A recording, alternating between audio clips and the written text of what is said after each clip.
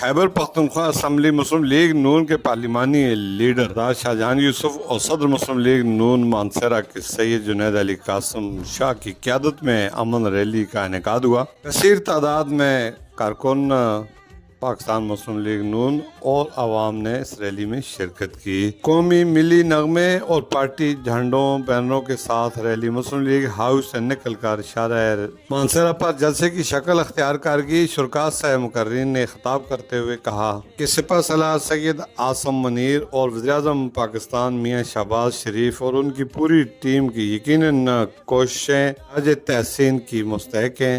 उन्होंने पूरी दुनिया में अमन की शम्मा को रोशन करके ये साबित कर दिया कि पाकिस्तान अमन सलामती और इंसानियत की बका पर यकीन रखता है। अमरीका ईरान के माबैन इस्लामाबाद अमन माहदे को यकीनी बनाने में जो किरदार अदा कर रहे हैं, तारीख सुनहरी हरूफों से लिखेगी और याद करेगी। हम बाज़ लोगों को इस जानदार किरदार पर मरोड़ उठ रहे हैं और पाकिस्तान को फलता फूलता उभरता पाकिस्तान नहीं देखना चाहते।